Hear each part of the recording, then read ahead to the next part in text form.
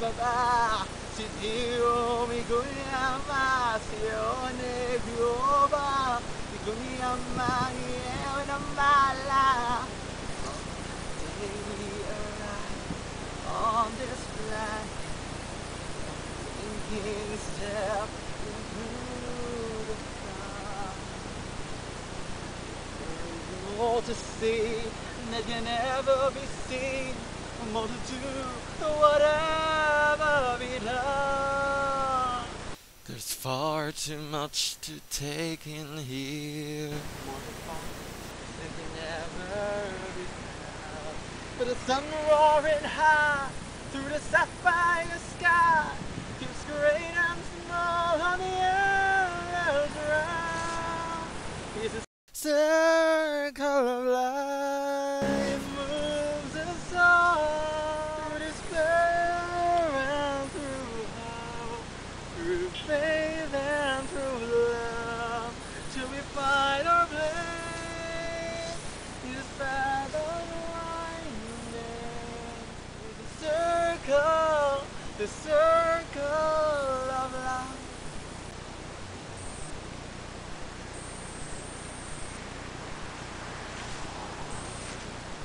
It is said that in the Great Rift Valley, humankind was born. In that place, we entered the circle of life. And hopefully, if I would be joining the trip to the Great Rift Valley in East Africa, I would be able to rekindle the past that we humans have and hopefully realize our role and the importance that we play in this grand scheme of life. So hey there folks, I'm John Noel M. Viana. I'm currently a 4th year student in the University of the Philippines, Diliman. I'm taking all Bachelor's of Science in Molecular Biology and Biotechnology, and hopefully by April, I'll be graduating. So you might wonder, what will a molecular biology and biotechnology student do in the Great Rift Valley? Of course, definitely, for the most of the time, as a molecular biology student, I'm usually stuck in the laboratory. Molecular biologists are often perceived as, enemies of purity in natural science. Most often, environmental groups bash us for cloning this and cloning that, creating this modified plant and dispersing to the environment. But, I'll reserve that for another discussion. Actually, what less people realize is that molecular biologists can actually do something for the environment. Actually, several studies or several experiments in molecular biology have already done something good for the environment and for our wildlife. So for example, pesticides which are polluted with contaminants such as oil, diesel, heavy metals, plastics can be remediated with engineered bacteria.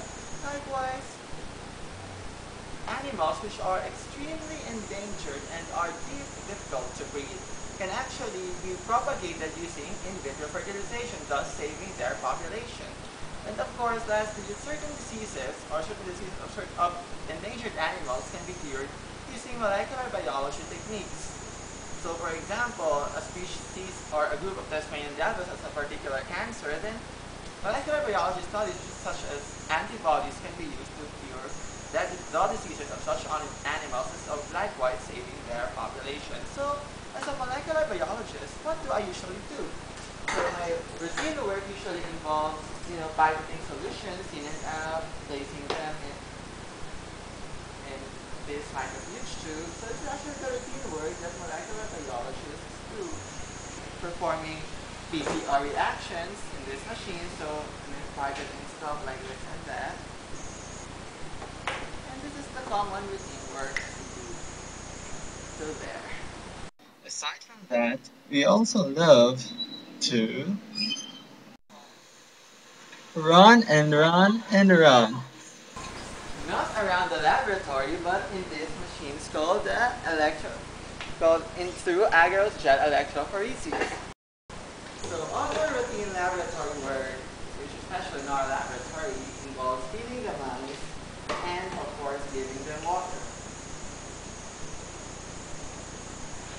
So that they'll grow strong and of course and healthy for use in experiments.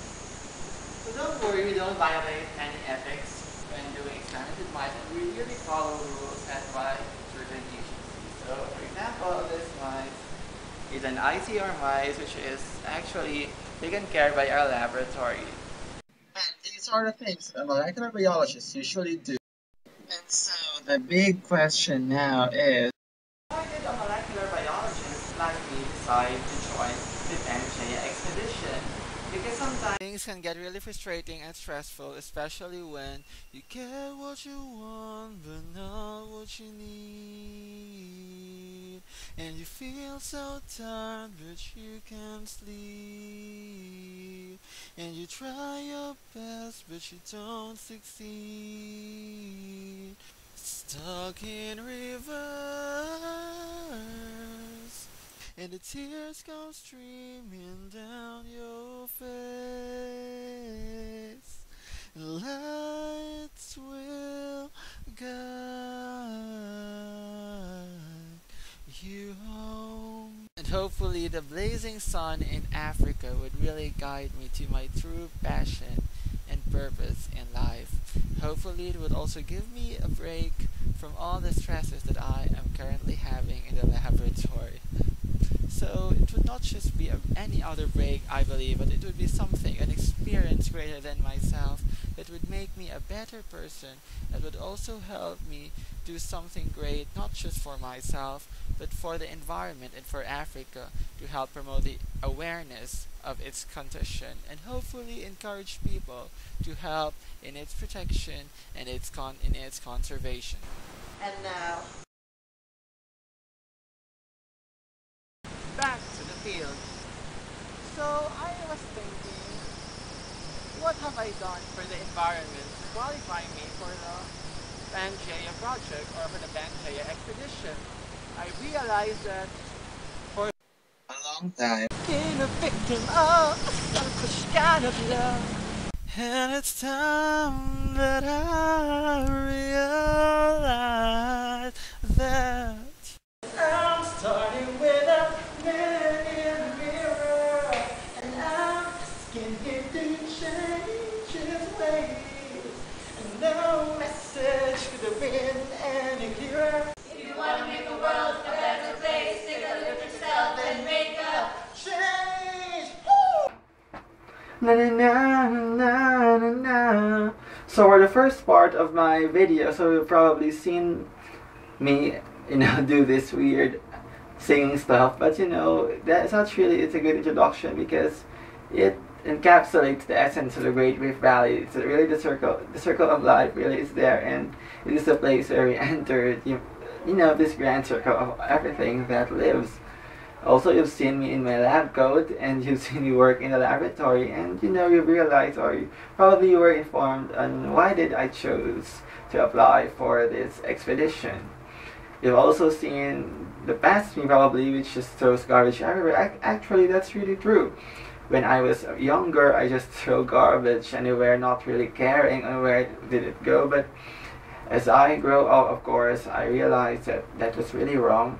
And definitely, I need to stop it and should start something or a change from within.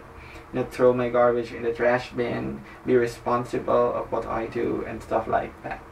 So definitely, you might wonder, what have I done as an environmentalist for you to, qualify me for the expedition and see me as someone who can really do something even after the African trip.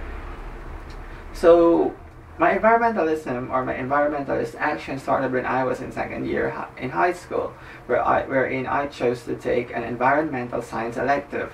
So in such elective or in such subject, I learned about how we humans can pollute the environment, different ecosystems, how several animals have been critically endangered or even extinct because of us humans, and more importantly, what can we do to repair the damage that we have done to the environment? So that's very important, probably. In such class, we also did several coastal cleanups. So as a class, we went to the beaches and picked up some trash in there. And then we also made some pamphlets and flyers and gave it to people. And hopefully, teach them how the importance of proper waste segregation and solid waste management. In such class, we also went to a Greenpeace ship, and there I witnessed how passionate people really are in protecting and conserving the environment, even sacrificing their own ship just to protect a whale. And so during my high school, I was a member of the Greenpeace, so I applied applications, I received newsletters, and I was really an environmentalist.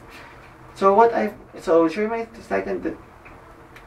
another thing that I've done for the environment, probably, which I am really proud of, is that I've collected some data regarding several endangered species. So how did it happen? So during the summer of my second year in high school, I chose to have an internship at the Mariat Wildlife and Conservation Center. It's a center, definitely, which collects endangered animals and breeds them in captivity, and once they've established or they've reached a particular safe number and training, they are released into the wild, of course, definitely to restore the population in the wild. So I chose to have an internship there together with a batchmate of mine. So there we did collect some stuff, did some field work, but more importantly, what we did there, as I mentioned before, is that we observed and monitored the behavior, specifically the feeding, the nesting, and mating behavior of several endangered animals such as the Visayan Palikpik hornbill, the Nalopidus panini, and the Panay bushy-tailed clavret, Cateromycinae. So what we did, as you can see in the picture, is that we prepared the video equipment to be used in recording these animals. We helped in preparing their food, placing them inside the cages, and then of course observing them for some time, recording what they eat, and of course taking down notes. And at the end of the project, we made some sort of a report on all of our findings to conclude them. How much in a day do they spend eating, how much in a day do they spend grooming themselves, and so it was really a lot of information. And hopefully such information could really be used by conservationists to aid in the captive breeding of such species. So we submitted a report to Ms. Lucila Estimosa, our project coordinator, and the head of the conservation park, and she was happy about it, and hopefully she would really use that data. So aside from that, we also had the opportunity in the conservation center to do some bird watching in these fields. So there are some pictures. It's called the Ledrido Hill. So aside from that, we were able to see, and of course firsthand and close up, some of the animals, endangered animals that are being taken care of by the park or by the facility. So we were able to see some mammals such as the Visayan warty pig, Sus tabifrons, the Visayan spotted deer, Cervus alfredi, the Malayan civet, and of course the very cute leopard cat. We have also seen some birds which are endangered or which are endemic to the Philippines, such as the Brahminy kite, the parrots, some parrots, and of course this cute dove named Motmot. So here they go. So in such project, I also got to meet several important biologists such as William Oliver, in which the pig Sus oliveri was named. So I'm really happy with that experience because I got to learn a whole lot of stuff from them, and it also inspired me to become a biologist, a molecular biologist.